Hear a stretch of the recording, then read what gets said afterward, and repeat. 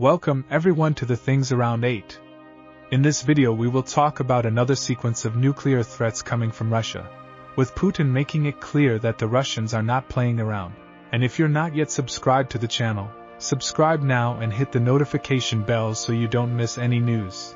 A few weeks after beginning their invasion of Ukraine on February 24, 2022, when it became obvious that some Western countries, such as the United States and the United Kingdom, would dedicate themselves to offering Ukraine the necessary means for its defense, senior Russian leaders, including Vladimir Putin himself and Dmitry Medvedev, former Russian president and current vice president of the Russian Security Council, began what has now become something of a Russian habit, threatening to use nuclear weapons, not only against Ukraine, but also against other nations, some of them also nuclear powers.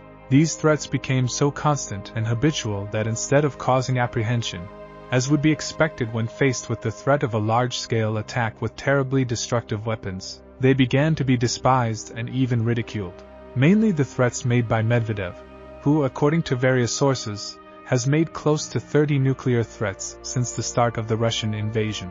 When someone threatens too much and does nothing, it is inevitable that they will begin to be ridiculed, which is very dangerous, especially when the subject of the threats are nuclear weapons capable of killing tens of millions of people in a fraction of a second.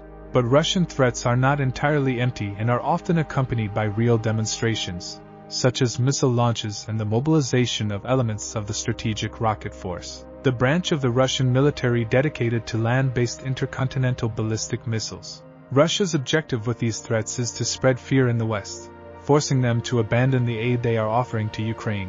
But as I said, because these threats are so common, they ended up losing relevance, forcing Russia, from time to time, to reinforce the content of the threats through real demonstrations, which was exactly what Vladimir Putin did on May 7 when he ordered a new nuclear weapons test.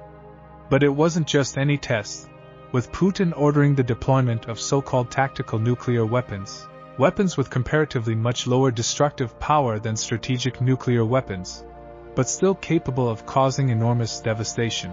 It was the first time since the beginning of the invasion that Russia tested the deployment of its tactical nuclear weapons. This carries a very important meaning, since in the specific case of Ukraine, if Russia effectively uses nuclear weapons, these weapons will most likely be tactical, aimed at destroying targets such as military bases and weapons and ammunition depots.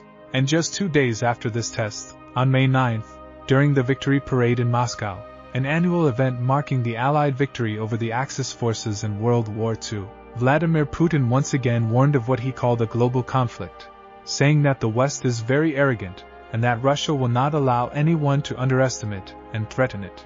In Putin's view, the military aid that the West is offering to Kiev is not intended to save Ukraine, but only to indirectly affect Russia in a proxy war aimed at weakening and limiting Russia's ability to interfere in Western interests in the world.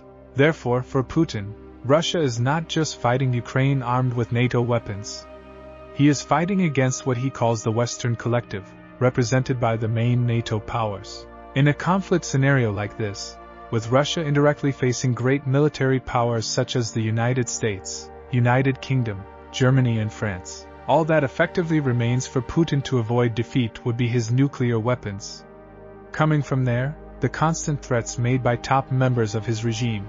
Another element that helped to further radicalize Russian nuclear threats was the position taken by French President Emmanuel Macron, who since February 2024 has stated that no hypothesis should be taken off the table when it comes to the defense of Ukraine, including the sending of European soldiers to reinforce Ukrainian defense. This would certainly be the worst of all scenarios for Vladimir Putin, as in addition to facing NATO weapons in Ukrainian hands, he would also face NATO soldiers on Ukrainian soil.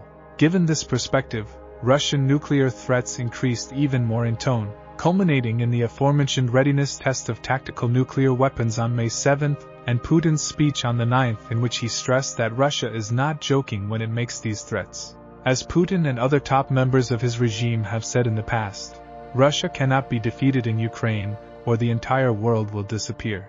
A world that, according to Putin's regime, is not worth existing if Russia does not exist in it.